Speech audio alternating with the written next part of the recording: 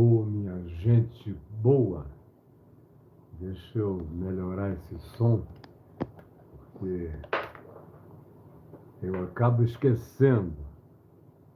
Só um segundo.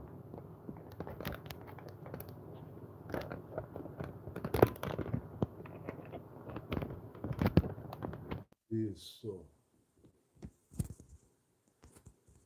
Enquanto o pessoal está chegando aí, vamos chegando. Agora que eu vi que eu entrei um pouquinho antes, pouco antes da hora, mas não vai atrapalhar nada. Eu espero vocês chegarem, todo mundo. Faltam 3 minutos e meio para as 13 horas, que é a nossa hora anunciada. E hoje eu quero falar sobre o que João Batista anunciou sobre a diferença, acerca da diferença entre o batismo de João João, e o batismo de Jesus. E o que o batismo de Jesus acrescentaria de significados infinitamente mais profundos ao próprio batismo de João. Então, eu espero que todo mundo aqui chegue com toda a atenção, o pessoal está vindo, eu sei que chegará, e quero também que você dê uma olhada nos outros evangelhos, se você puder, além aqui de Marcos 3, 11, 12, que é o que nós vamos ler hoje. Eu gostaria que você desse uma lida em Marcos 1, 7, 8, em Lucas 3, de 15 a 17, em João capítulo 1, de 19 em diante, para você formar uma ideia, um conceito complementar de tudo que se está dizendo que João Batista e que os evangelistas disseram a respeito da mensagem de João acerca de Jesus. Então, faça isso enquanto o nosso pessoal está chegando, e eles estão chegando cada vez mais. E você que vai entrando, vá colocando o seu dedo aí no like, por causa do algoritmo que gosta disso. Gosta, gosta, gosta. Então, vá lá e coloque o seu dedinho no algoritmo. Enquanto isso, eu esqueci de fazer outra coisa aqui, que foi melhorar o meu Wi-Fi. Tá bom. Ao vivo, reconectado, melhor, com a graça de Deus. Então, vão chegando e vamos lá e vamos nós. Tá bom, gente boa? Só para eu vou dar mais um minuto para a gente inteirar às 13 horas e começarmos exatamente. Boa tarde, meus irmãos, Caião, Deus abençoe. Abraços também no Braulio, darei a ele, informando que o Braulio não vai participar mais por nenhuma contingência, nada negativo, só uma mudança de rumos na vida dele. Então, estamos juntos aqui. Boa tarde, Bernadette de Ribeirão Preto, maravilha, e todo mundo que for chegando, vá botando o seu like, já subiu, que suba mais. Boa tarde, Erickson. Boa tarde, que bom. Zé de Souza, Deus te abençoe, dando um feedback que o som tá bom. Boa tarde, Matheus de Niterói. Boa tarde, vocês todos, chegando de todos os lugares. Vão entrando e se botando confortáveis. Iverton, Vanessa, Campos, Renata Rosa, beijinhos também para todos vocês. Jean Carlos, boa tarde, boa tarde. Beijos, Deus abençoe você também. Rosilene e todos os que estão chegando aqui do país inteiro e de outros lugares da terra. Vão entrando e vão comunicando, vão compartilhando, vão ajudando, vão dizendo, chegou a hora. Vamos lá, então. Hoje eu quero falar sobre o batismo, que João Batista disse que aquele que viria depois dele traria. Obviamente, ele está falando de Jesus, e que o batismo de Jesus tinha uma transcendência e peculiaridades, singularidades que transcendiam em muito o batismo do próprio João. E é isso que ele diz aqui em Mateus e diz nos evangelhos sinóticos, inclusive em João. No verso 11 do capítulo 3, ele diz: Eu, João, vos batizo com água para arrependimento. Foi o que a gente veio falando todas essas 2 semanas sobre João e o significado do batismo para arrependimento, entre tantas outras coisas que foram tratadas. Tantas outras. E é uma pena se você não tiver voltado atrás para recuperar tudo que se está dizendo aqui nessa exposição gradual, gradativa, calma, simples, direta e que busca trazer luz para o entendimento, tirar as bugigangas, tirar as gambiarras, tirar aquelas doutrinações excessivas, distrativas, que tiram o foco da gente do que é importante. Tem muita gente para quem, eu repeti isso várias vezes, arrependimento, segundo o cristianismo, segundo a religião, segundo a instituição denominacional, segundo as tradições e segundo as doutrinações desenvolvidas em cada grupo particular, arrependimento significa coisas muito diferentes. E arrependimento, na realidade, na maioria das vezes, não é um conceito, não é um conteúdo, não é algo que vem de dentro para fora, que brota no ser. Não é uma metamorfose, não é uma experiência de casulo, não é uma transformação de crisálida se abrindo, deixando uma natureza morta para trás, com todos os seus feitos de ignorância, de torpeza, de insensibilidade, de banalização e naturalidade da não busca de significado para ser, para viver, para existir, para se relacionar, para enxergar, para olhar o mundo, olhar a vida. Para a maioria das pessoas, não tem nada a ver com isso. Para a maioria, arrependimento é um rito. É um rito. A gente passa por um rito e o batismo é a simbolização desse rito que a gente passou. É como uma senha de acesso à entrada num determinado grupo. Em alguns lugares, o batismo é a senha congregacional. Você pode, inclusive, dizer que crê em Jesus de todo o seu coração, mas, para a maioria das pessoas e das igrejas, isso não tem um valor que coloque, introjete, enxerte você com toda a graça e com toda a plenitude no corpo de Cristo. Não. Se você disser, eu crio em Jesus de todo o meu coração, as pessoas vão dizer, que legal. Agora falta o batismo, e aí, dependendo do lugar, falta um monte de coisas também. Você tem que ticar um monte de coisas que você não é, nunca foi, não está fazendo e se compromete a não fazer.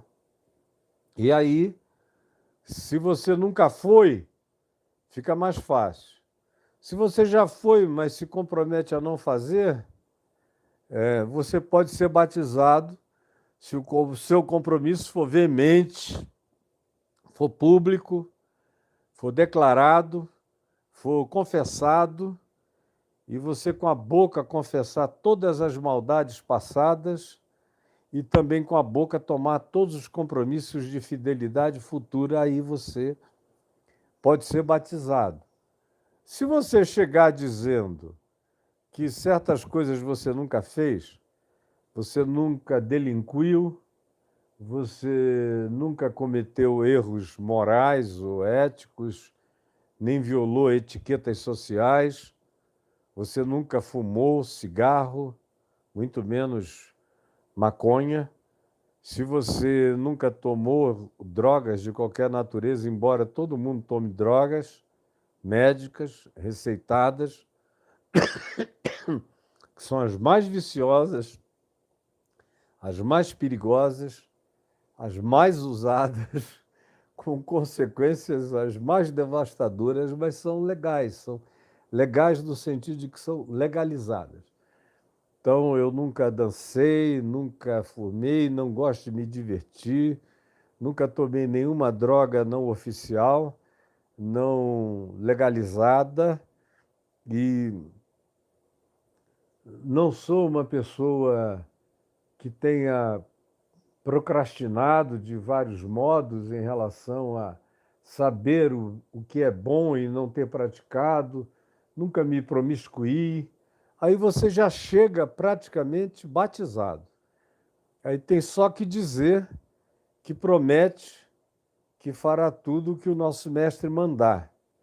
E andar o mais próximo possível dos olhos que vigiam em nome de Deus na congregação e se envolver com o máximo possível de coisas e de obras e de voluntariado na congregação, para que você esteja dando, segundo a interpretação religiosa, pelo trabalho, pelo voluntariado, pela disposição, pela disponibilização de se deixar mandar para serviços variados, pelo espírito de obreiro, você dará e se verá os seus frutos dignos de arrependimento. E na maioria das vezes é assim que funciona. João Batista não tinha nada disso. João Batista, claro, vivia no deserto. O que ele menos tinha preocupação era de enviar as pessoas que ele batizava de volta para o templo, nem passava isso pela cabeça dele. Batizar alguém, diga agora frequente o templo. Vá levar a sua oferenda de sangue, de cordeiro, ao templo. Você já imaginou João Batista recomendando que se fosse ao templo para caracterizar o fruto do arrependimento, oferecer sacrifícios lá? Ele que cria que o Cordeiro de Deus já tinha chegado e logo, logo apareceria, e que esse Cordeiro de Deus tira o pecado do mundo. Tira. E o verbo grego é um presente contínuo. Ele tirou, ele tira hoje, ele tirará para sempre. Está feito.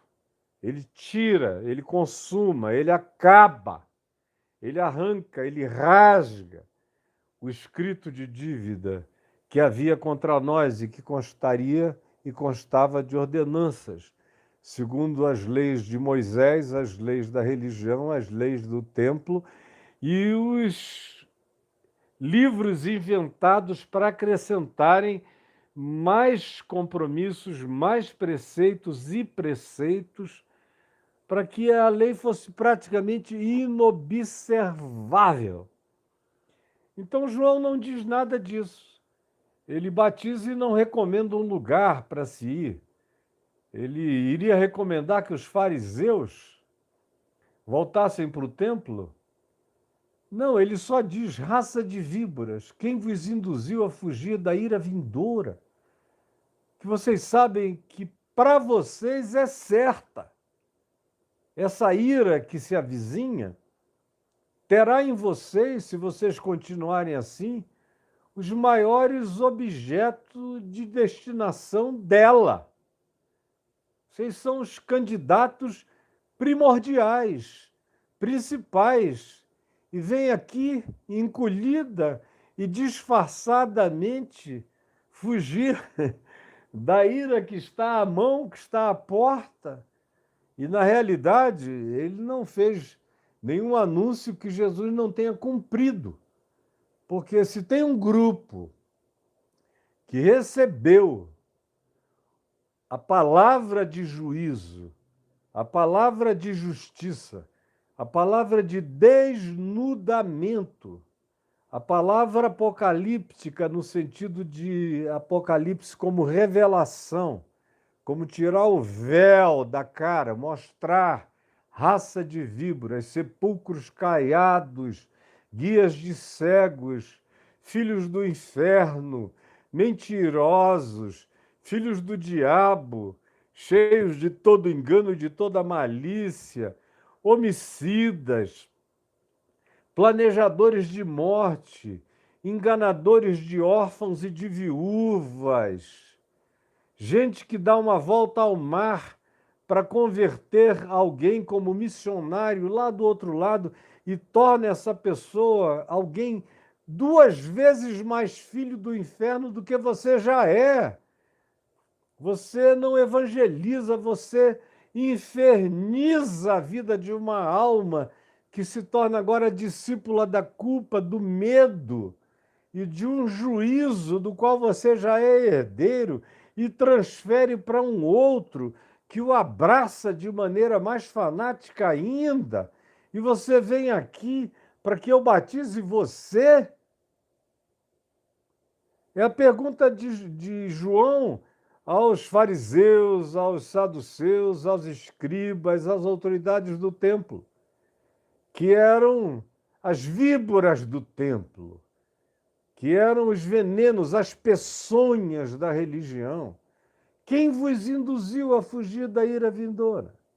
Por outro lado, ele não convida ninguém a ficar com ele no deserto. Produzam fruto digno de arrependimento e o primeiro sinal é fiquem comigo no deserto. Ele não estabelece uma dieta, tem que comer daqui para frente como eu, gafanhoto, babadinho no melzinho silvestre, para ser uma proteína gostosa, doce e também calórica, para alimentar. Não, ele não estabelece nada. Ele só manda o coração mudar. É isso que ele fala com soldados. Não cobrem além do que é o salário de vocês. É isso que ele diz aos cobradores de impostos romanos, aos não patriotas, aos considerados traidores da pátria. Não botem ágio. Já basta vocês estarem trabalhando para o opressor romano, vocês ainda exploram o povo, colocando o ágio de vocês em cima disso. Esse overpricing, não façam isto nunca. E para cada grupo específico, uma palavra de arrependimento que mexe com o caráter, com as entranhas, com o coração, com a consciência, com o carnegão, com o âmago do ser, com aquele elemento mais essencial e que, em todos os casos, era aquele que mais desviava a vida, que mais fazia a vida pender para o mal.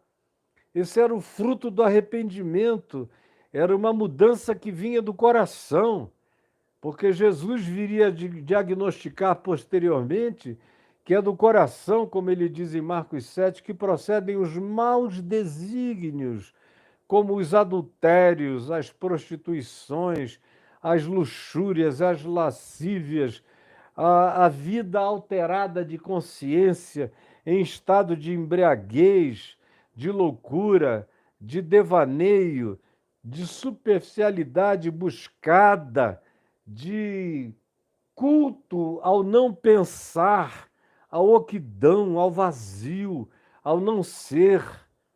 com aquele medo de sentir, de se emocionar, de se humanizar. A maioria das pessoas tem muito medo de virar humano, gente, de se condoer, medo de se importar, medo que a vida mude demais, medo de valorizar o próximo e não cuidar egoisticamente de si mesmo, conforme todos os ensinos mundanos possíveis, conforme todos os cultos ególatras aos quais nós somos submetidos, conforme todas as nossas paixões hedônicas, paixão do prazer próprio, da autossatisfação. Pessoas têm medo desse tipo de transformação, que é aquela que impede, que acaba com o fluxo venenoso desse rio de morte, dessas fontes da morte que brotam do nosso ser, estancam isso e mudam a fonte. Não é mais uma fonte que ora produz água salobra ou água amarga e às vezes água boa, potável e doce. Não, sem nem mais nenhuma alteração. A mudança da fonte tem que acontecer, como disse Tiago, o irmão de Jesus. Porventura, vocês vão ser dessas fontes de quem brota o que é doce e o que é amargoso? É uma pergunta que Tiago faz na epístola dele aqui no Novo Testamento, para cuja questão retórica a pergunta é, e a resposta é não. Não é assim. Nós não somos chamados para esse estado de manutenção, de culto, a ambivalência entre o que é amargo e o que é doce, entre o que é venenoso e o que é potável, o que é saudável, entre aquilo que faz mal e aquilo que produz vida. Não. Nosso chamado, uma vez que a gente o atenda, uma vez que a gente diga sim de verdade, o fruto produzido é da fonte boa, é da fonte da vida, é da fonte dos frutos do amor, da alegria, da paz, da fidelidade, da longanimidade, da mansidão, do domínio próprio, da transformação do caráter, do novo olhar, de novas interpretações, de novos pensamentos que produzem novos sentimentos, que produzem novas emoções e que alinham-se para produzir um caráter firme, constante, que produza atitudes positivas e um comportamento que carregue aquilo que se possa esperar de bom, não surpreendentemente bom ou mal, ou quem sabe, ou talvez, não.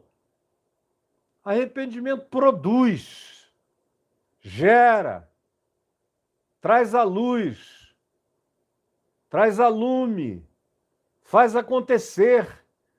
Um arrependimento que não faz essas coisas acontecerem, não aconteceu.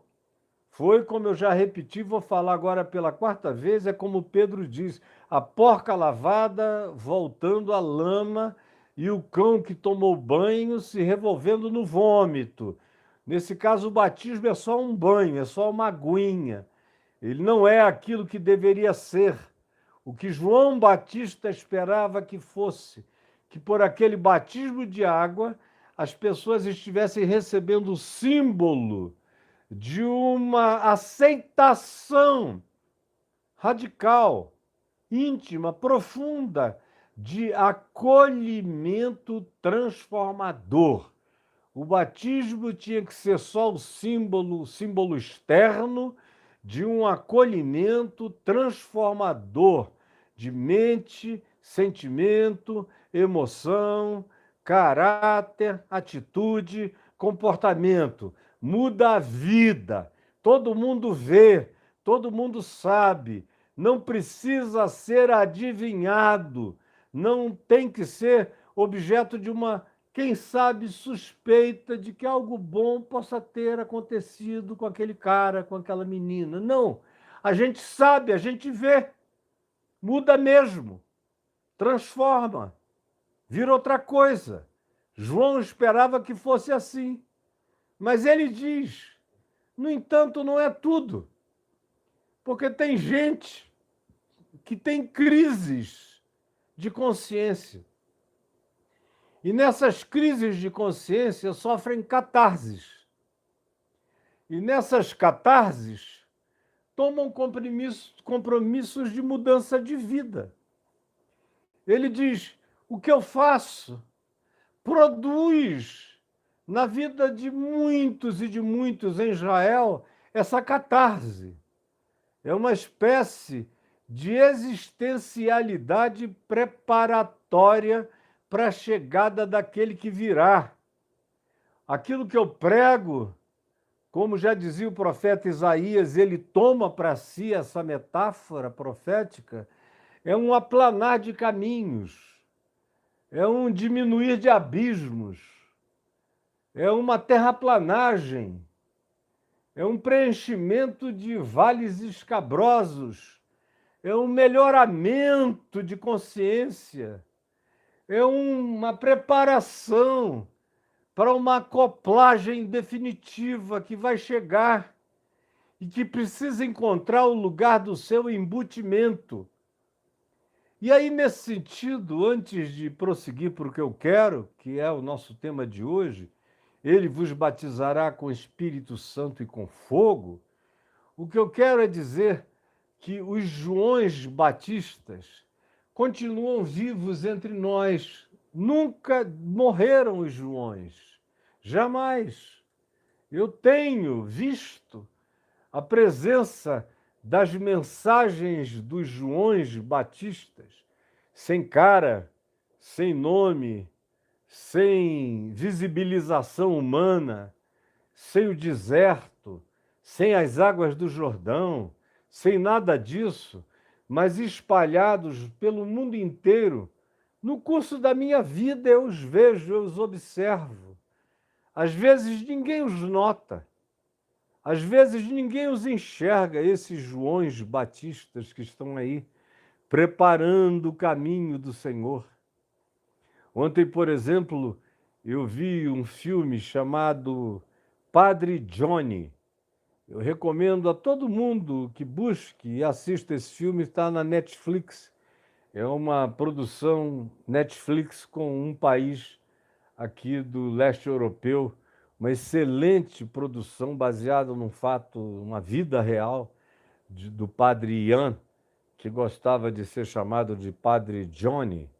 Mas é um cara que, sem precisar abrir a boca, vai preparando o caminho do Senhor, vai gerando redenções através de atos de verdade, de amor simples, sem romantismo, sem tentativa de sedução, sem apelação de nenhuma natureza, na clareza da verdade, da luz, chamando as coisas pelos nomes, trazendo a palavra de Deus para as autoridades hierárquicas católicas mais empedradas, até aos loucos, viciados e malucos mais relegados ao plano da irrecuperabilidade e dando a sua vida, sobretudo, para agasalhar velhos que não tinham onde morrer, aonde cair mortos, porque não tinha quem cuidasse deles, até que esse homem que serve assim morre jovem, jovem, no início dos 40 anos, de um câncer no cérebro.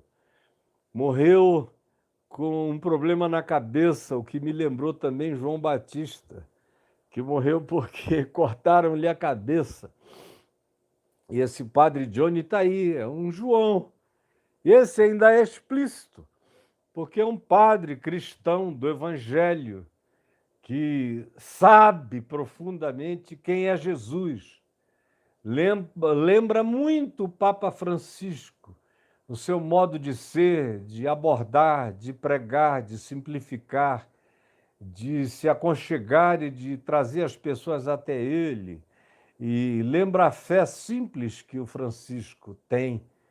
Pois bem, o mundo está cheio de João Batista, preparando o caminho do Senhor. Eu me lembro de uma menina que eu batizei na Igreja Presbiteriana Betânia há muitos anos, há cerca de 43, 44 anos, uma moça bonita, filha de uma senhora da igreja, que eu acho que nem viva mais está, e que frequentou a igreja algumas vezes. Ela gostava de me ouvir e de buscar aconselhamento comigo. E eu me lembro que num desses primeiros aconselhamentos, eu perguntei a ela quem tinha aberto o desejo, o apetite, o interesse, aquela fome que eu notava que ela tinha pelo Evangelho, de onde vinha. Aí eu perguntei se tinha sido da mãe dela, que quando ela viajara para a Europa, a mãe não era ainda alguém que se dizia convertido ao Evangelho, não frequentava ainda também as reuniões da Igreja Betânia, não tinha sido batizada por mim lá, nem nada. Perguntei quem foi, como foi. Aí ela falou, foi na Missa do Galo, no Vaticano, há 2 natais atrás. Eu estava morando já há algum tempo na Itália e me deu uma vontade, uma saudade de eu não sei o quê. E eu fui à Missa do Galo, era o Papa João Paulo II que estava ministrando. E quando chegou aquela hora do meia-noite, com os sinos badalando, ele começou a falar sobre abrir o coração para a visitação de Cristo. De repente, eu senti que eu podia ser uma manjedoura. Ele não falou mais nada, mas aquelas vozes profundas foram entrando em mim. Você pode ser uma manjedoura para Cristo deitar e nascer. Eu comecei a chorar no meio do Vaticano, sozinho. Decidi voltar para casa. Cheguei em casa, minha mãe estava convertida e disse: você precisa ouvir um jovem pastor que vai encantar a sua vida com a palavra de Jesus. E eu vim te ouvir, e aquilo que tinha começado lá no Vaticano, um João Batista, o Papa João Paulo II, na Missa do Galo, veio, e quando eu cheguei aqui que eu ouvi esse evangelho rasgado, lacerado, explícito, declarado com toda a veemência, paixão e amor, meu coração queimou, ardeu, se incendiou, se abrasou, se consumiu.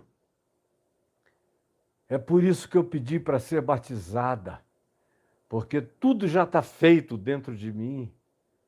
Os Joões Batistas, como, por exemplo, um índio que morou na minha casa nos anos 70, chamado Januário, a quem eu conheci, que minha mãe encontrou, passando, dirigindo o nosso carrinho, que era um Hondinha, era uma Honda 1000 com chassi de carrinho Honda pequenininho.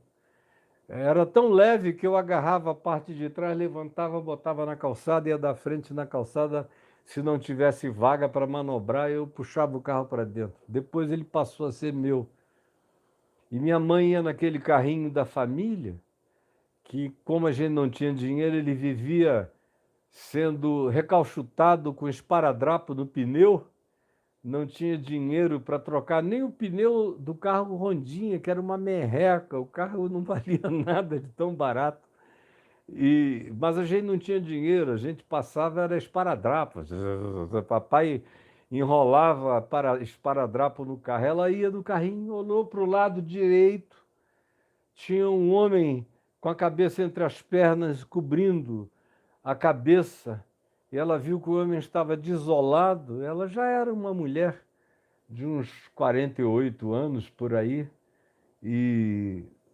48, 47, eu tinha 20, e ela parou, saiu do carro, foi lá, chamou o homem, e olhou, viu que ele era um índio, que tinha recebido roupas de hospital, estava com uma roupa branca, que certamente era um uniforme de hospital, ele não tinha outra roupa para vestir.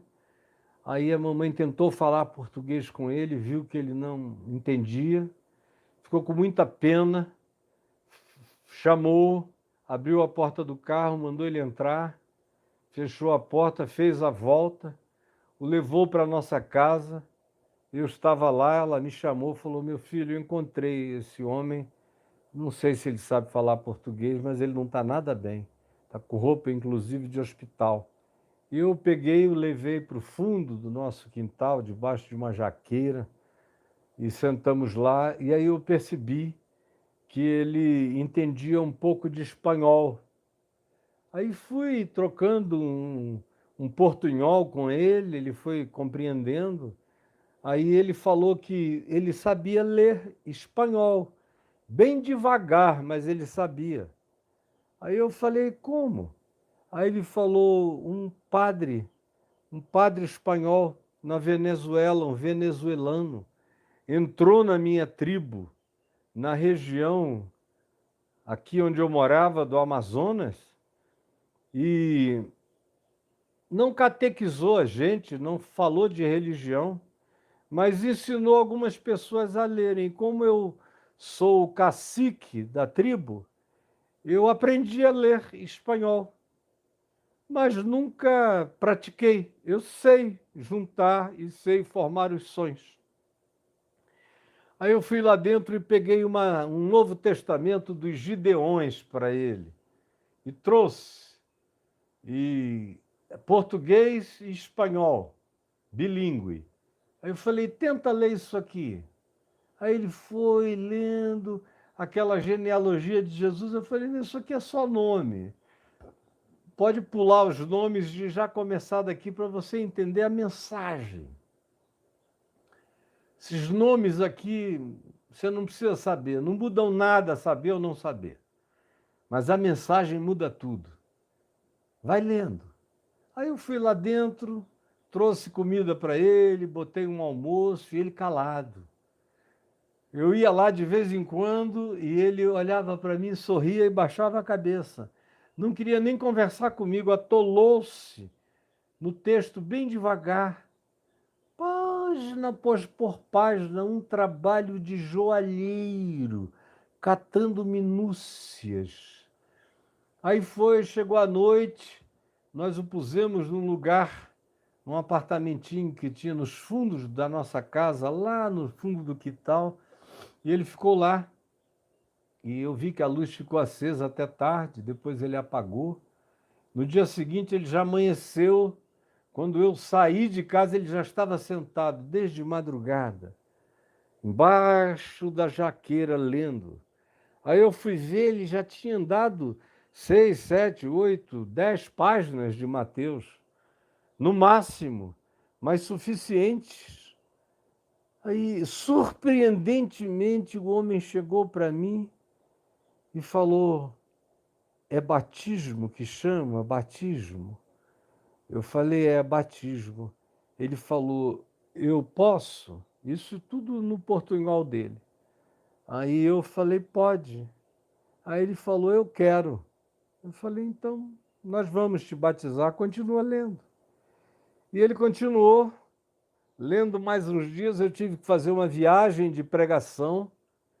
Quando eu voltei, uma semana, 10 dias depois, papai estava impressionado, disse: meu filho, para a gente conversar com o Januário, a gente tem que interromper, porque ele não para de ler, não para. Ele já está chegando aí no final do Evangelho de Mateus, está ansioso para você chegar, para que nós o batizemos num culto público da igreja. Aí, primeiro culto público que houve, nós levamos o Januário. A essa altura ele já estava vestindo minhas camisas, calças, nós tínhamos vestido ele todo, e chegamos lá, contamos a história dele para o povo e o batizamos, meu pai e eu, lá na congregação presbiteriana da rua Silva Ramos. E ele continuou lá em casa mais uns meses, lendo sem parar. E aí começou a pedir para ir aos cultos, em todos os cultos que eu ia pregar, eu pregava em vários cultos, pregava todo dia, muitas vezes por dia, mas eu levava alguns no templo. E nos de fora eu poupava, deixava ele ficar lendo. Até que eu me recordo que eu fui a Portugal e fiquei um bom pedaço do ano todo, daquele ano, em Portugal, e quando eu voltei ele já não estava lá, ele tinha retornado à sua tribo. E eu, por sua vez, em Portugal e rodando a Europa toda, bem novinho, de mochila, com a Alda, a Rose e o Zeca, meus cunhados, e muitos países da Europa, e abri uma igreja em Sintra, na casa do meu sogro, que está lá até o dia de hoje, carregando o apelido de Primeira Igreja Batista de Sintra. Não tinha nenhuma igreja cristã evangélica naquele tempo em Sintra, nos anos 70. E eu voltei, Januário já tinha ido para sua tribo, me deu uma grande saudade. Aí, depois de uns meses, nós recebemos uma carta dele, uma letra desenhada. Ele deve ter levado não sei quanto tempo, quantos dias ou semanas para desenhar aquela carta que parecia uma obra de arte, escrita em portunhol, como ele conseguiu assimilar as coisas. E, para resumir a carta, ele dizia que chegou bem e que anunciou a boa nova. Assim mesmo, anunciei a boa nova para os meus, e eles creram. E eu já batizei muitos aqui, conforme eu fui batizado.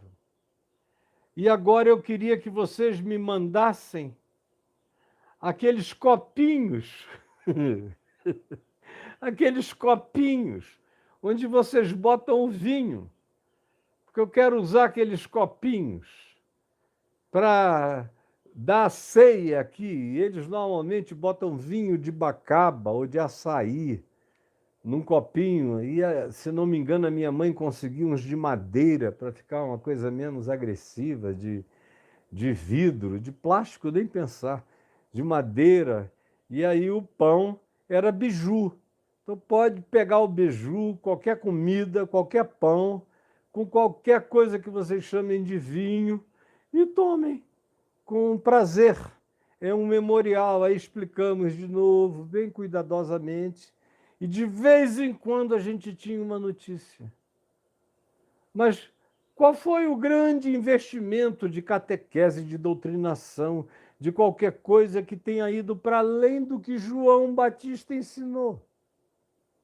A primeira vez que ele falou em batismo foi tendo João Batista ainda como referência. Mas ele já queria o evangelho. João veio fazer isso. O batismo dele fazia esse aterramento, essa retífica, essa planificação, essa facilitação, essa terraplanagem no coração, eliminava topografias esquisitas, trazia uma consciência média de compreensão, de percepção para aquilo que viria depois. E que João disse, é muito maior o que vem depois. Eu não sou digno de desatar as correias das sandálias. Aquele que vem depois de mim é mais poderoso do que eu, cujas sandálias não sou digno de levar, de carregar atrás dele. Ele, esse prometido, esse sonhado por todos os que tiveram revelação de Deus em toda a terra, esse que é a expectação de quem sabe e de quem não sabe, mas que carrega a esperança até do que não sabe que seja, mas lateja no coração. Ele vos batizará com Espírito Santo e com fogo. A sua pá ele a tem na mão. para mexer na terra, para pegar e revolver, para preparar terrenos. Eu só passei a patrola. Ele faz um trabalho de jardineiro, de agricultor, como ele mesmo viria dizer, que o pai dele é o agricultor, a sua pá ele a tem na mão, é um instrumento de quem está levantando a terra, mexendo a terra, preparando o humus, adubando o caminho, fazendo o chão receptivo. Com a sua pá, ele está produzindo receptividade e a gente recebe esses toques da pá invisível, desses que são os predecessores da semente, do plantio, claro, definitivo, explícito do Evangelho, por muitas vias e por meios diferentes. São sonhos, são medos que nos acendem a consciência, são sustos que nos fazem depararmos-nos com nós mesmos, que fazem com que nos enxerguemos, como diz Tiago, irmão de Jesus, faz com que olhemos a nossa imagem no espelho e não gostemos do que vemos. São muitos os predecessores. Eu vejo pessoas com verdadeiro ódio, abominação, total refratariedade a qualquer mensagem de Jesus que lhes chegue pela via da religião ou dos profissionais da religião. Não querem. Se dizem ateus disso. E disso eu também sou ateu. Se dizem agnósticos disso. E disso eu quis me fazer agnóstico, porque não há o que conhecer que melhore nada a gente nisso aí. Mas ainda assim, o coração vai sendo preparado, eles nem sentem, nem notam. É uma filha que toma atitudes não esperadas, faz o cara se desesperar, faz a mãe se afligir, faz a mãe buscar por socorro, faz o pai dizer, meu Deus, e agora? Como é que eu vou sair dessa impotência para ajudar minha filha, meu filho? Ou às vezes é uma angústia de se ver um pai bom, legal, querido, morrendo no meio de muitas dores. Isso sensibiliza a mente, o coração da família inteira, gera um estado de amolecimento, de predisposição. É como ouvir a voz de João preparando um caminho. Outras vezes é um luto que traz para nós a verdadeira dimensão do que vale, do que não vale, do que faz sentido, do que não tem sentido. Outras vezes é uma falência. Enquanto o indivíduo era próspero, tinha tudo, não sentia nada, não pensava em nada, não estava nem aí para coisa alguma, cultuava seu próprio conforto e acendia velas para sua própria prosperidade, dava ofertas como barganha para a manutenção do seu progresso. Aí perde tudo. Apesar de fazer tudo, vai à falência.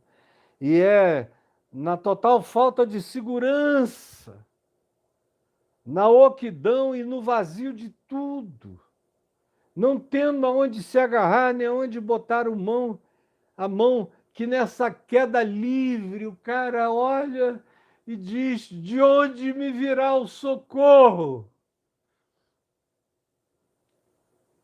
Eu tenho visto muita gente encontrar Deus durante a queda, na direção aparentemente do abismo. O cara vai se transmutando, transformoseando, vai deixando a desfiguração para entrar sem notar num estado inicial de transfiguração, sem ter ouvido nada, como diz o Salmo 19, não há linguagem, não há palavra, não se ouve nenhum som, nenhuma língua, mas é uma noite, revelando conhecimento a outra noite, é um dia, falando de sabedoria a um outro dia. Acontece sem voz, sem audibilidade, no silêncio da consciência, ninguém percebe, mas tem algo em profunda transformação interior, placas tectônicas se chocando na alma, eclosões, é sinal de que esse ser ainda vive. E aí brota vida, de onde não se esperava. Acontece o explodir, acontece do vulcão das lavas do amor de Deus se derramarem, incendiando vidas que não tiveram nenhum contato, que a gente não pode dizer que tiveram a cabeça feita por ninguém, a não ser que o coração deles foi sendo tratado pelo próprio Deus, como conclui o Salmo 19, como Paulo cita o Salmo 19 em Romanos, no capítulo 10, o mesmo Salmo 19, que diz que a vida, a natureza, o invisível e o imponderável carregam a voz de Deus de dia e de noite, e a sabedoria e o conhecimento de Deus, conclui dizendo, porque em toda a terra se faz ouvir a sua voz e as suas palavras até os confins do mundo. E assim Deus vai falando através dos Joões Batistas espalhados sobre a face da terra. Aí vem esse João que está espalhado pelo mundo, que Herodes cortou a cabeça, mas não calou a voz, cuja voz se mistura com a voz de Deus, com o clamor de Deus, com o silêncio dos desertos, com os ecos das montanhas, com os sonhos, com os pesadelos. É alguém enviado como preparação, são anjos, são milhares de anjos cumprindo esse papel de batista, de precursores, de predecessores, de cunhas vivas que vão abrindo passagens que sejam apenas largas entrar, passar e atravessar. Esses introdutores de amor e de graça e de esperança na vida da gente. Aí ele diz, mas vem alguém mais poderoso do que eu. Tem um batismo maior do que o meu, que é esse batismo com o Espírito Santo e com fogo. Ele já está aqui. A sua pá, ele já tem na mão. Está preparando terrenos e corações, limpando completamente a sua eira. Ou seja, onde ele vai plantar, o chão tem que estar limpo, limpo de toda semente perversa. Ele está limpando a horta, limpando a eira, limpando o lugar aonde virá a semeadura.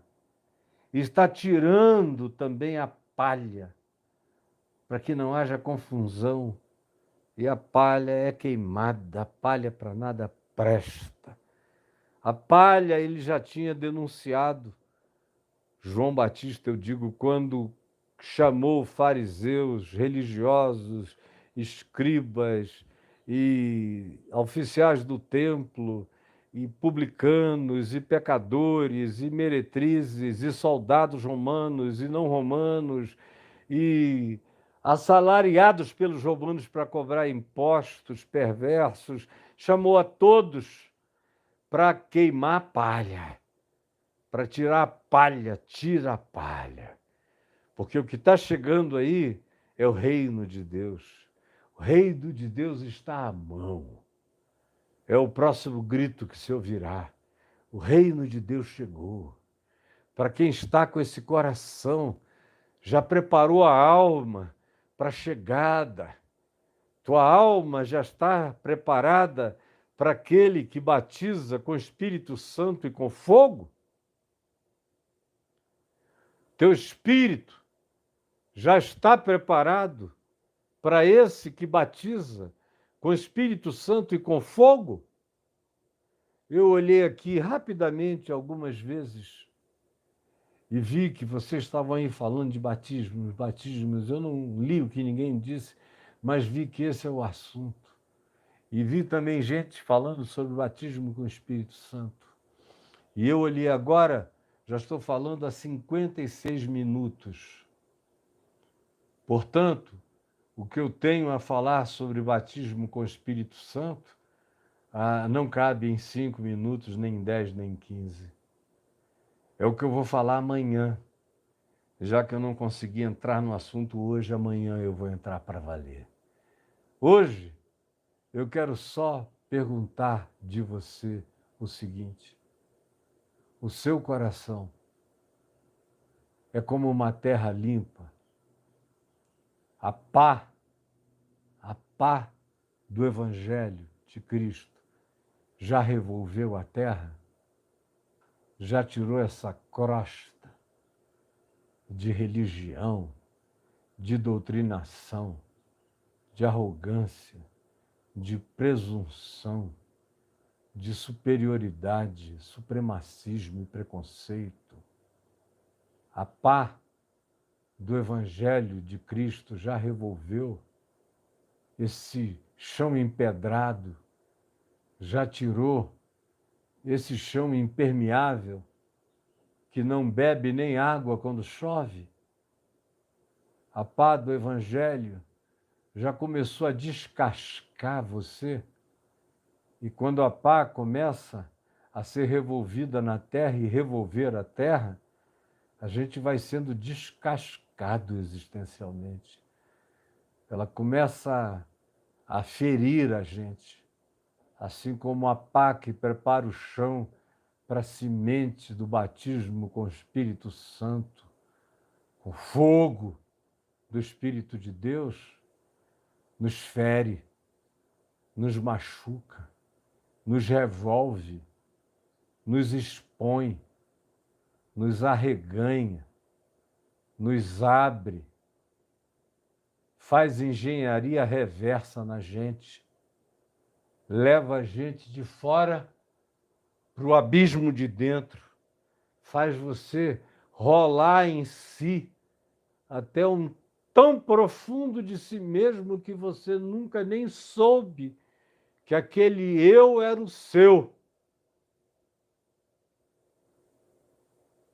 Leva você para um abismo tão profundo dentro de você, a ponto de revelar a você que aquele eu que você encontra no fundo do abismo de si mesmo era você, que você nunca de fato conheceu. É o que essa pá vai fazendo, revolvendo o chão, descascando, ferindo, adubando, trazendo o humus, preparando a umidade, preparando em humildade e preparando em humor de acolhimento. A palavra, mas tem que ser um trabalho de recascamento, de desfazimento das crostas da vida, dos endurecimentos. Sem vulnerabilização, ninguém verá a Deus. Sem admissão de falência, ninguém verá a Deus. Sem arrependimento, quebrantado, descascado, descarnado, sem exposição, sem carne viva, ninguém verá a Deus. É impossível. E João nos prepara. Mesmo você que nunca pensou que estivesse sendo preparado pelo ministério de João, o ministério de João é o que precede sempre o ministério explícito de Cristo Jesus em nós, ou o ministério de Cristo em Jesus nas pessoas, mesmo aquelas que nunca tinham ouvido falar de nada e tampouco ouviram depois. Mas há sempre essa voz que precede. Eis que a sua palavra é ouvida até os confins da terra. Como disse no proto-evangelho da profecia de Malaquias, capítulo 1, versículos 10, 11, 12, você diz e ouve o Senhor dizer: porque em toda a terra é queimado incenso ao meu nome, o meu nome é louvado entre todas as etnias dos povos em todas as nações, é grande o meu nome. Aqueles que fizeram parte de civilizações que existiram e desapareceram, você está pensando que não houve Joões que passaram por lá? Sempre houve aqueles que prepararam caminhos, sabendo ou não sabendo. João Batista era só um privilegiado que sabia que ele era a voz do que clamava no deserto. Mas houve tantas vozes que clamaram no deserto muito antes de João, desde a fundação da civilização humana, da consciência humana, houve vozes clamando no deserto. Não é por aí. Olha o caminho, presta atenção. Não escolhe essa vereda, é abismo, é morte. Quanta gente, quantas mães, quantos pais, quantos avós, quantos amigos, às vezes até inimigos, nos falaram a verdade, que pensavam que era contra nós, mas que acabou nos salvando. Isso é a soberania de Deus, propalada por tantos e crida por tão poucos. A verdadeira soberania de Deus, que não precisa de homens. Eu estou olhando daqui, estou vendo as árvores ali ao fundo, balançando pelo vento. Se eu abrisse a porta do meu gabinete, eu iria ouvir o desse vento que, como Jesus disse, sopra onde quer. Sopra onde quer. Aonde quer. Aonde quer. Não é aonde você está, onde a igreja determina, onde a religião diz, aonde tem alguém que pode ser uma testemunha que levanta uma bandeira, não. Jesus disse não. O vento sopra aonde quer. Para quem quer. Ouves a sua voz. Não sabes nem que voz é essa. Não sabes nem que voz é essa. Eu vou nos lugares onde as pessoas me recebem já me preparando, dizem: olha, eu te admiro pra caramba, mas eu quero dizer uma coisa, eu sou ateu. Aí eu digo: ai, que legal. Aí o cara: como que legal? Eu digo: não, um dia você vai entender por que eu estou dizendo que legal. Mas é ateu de verdade ou é só aqueles ateus de Araque? Porque se for de Araque, eu retiro o que eu disse. Agora, se for de verdade, eu digo: que legal. Que legal. É melhor ser um bom ateu do que um crente cretino, canalha, safado, mentiroso, hipócrita, maldizente, arrogante, perdido, filho do inferno, arrotando salvação podre na cara dos outros. Pelo menos o ateu, no dia que ouve a voz, mesmo que não saiba de onde vem, nem para onde vai, diz: eu ouvi alguma coisa. Cara, aconteceu uma coisa. Você nunca ouviu isso? De um amigo, de uma amiga, que chega para você e diz: eu não sei o que foi, eu tive um sonho que mexeu comigo, eu não sei o que eu vou fazer, eu ainda estou meditando aquilo. Você conhece alguém que entenda de sonhos? De vez em quando alguém é trazido a mim por causa de um sonho. Uma pessoa que nunca tinha sabido de nada, não queria saber de coisa alguma. Mas Jesus disse: o vento, que é o Espírito, se rua, pneuma, o sopro, sopra aonde quer. Agora as árvores pararam. Veio uma calmaria. Tem uma brisa lenta passando lá. Mas ainda agora soprou um vento intenso. E é uma árvore enorme. Ela deve ter uns 25 a 30 metros de altura, bem grande, copa enorme. Estava toda balançada, folhas vivas. Agora, eu sei que o vento veio daquele lado, porque ela estava soprando para lá. Não sei de onde virá o próximo. Não sabia de onde viria. Não sei de onde voltará. Não sei para onde foi, que circunvalação ele fez. Ninguém sabe. Mas tem um que sabe. E é esse que não está nem um pouco preocupado, porque ele sabe que a sua voz se faz ouvir por toda a terra e as suas palavras até aos confins do mundo. Então pare com arrogância e, ao invés de ficar enchendo o saco das pessoas, seja um João Batista de oração, de intercessão. Você veja que João Batista não ficou nas ruas de Jerusalém.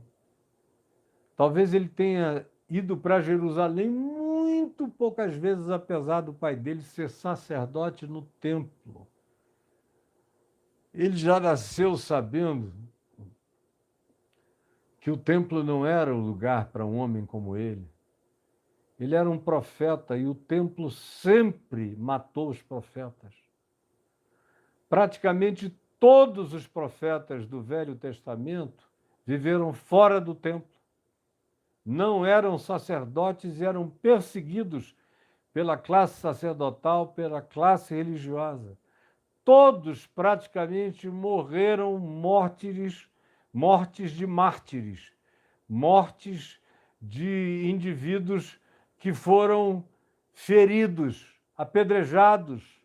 Ou mesmo Isaías, que era membro da classe sacerdotal, mas cuja profecia foi tão veemente que ele não foi suportado, e as tradições judaicas dizem que ele foi cerrado pelo meio.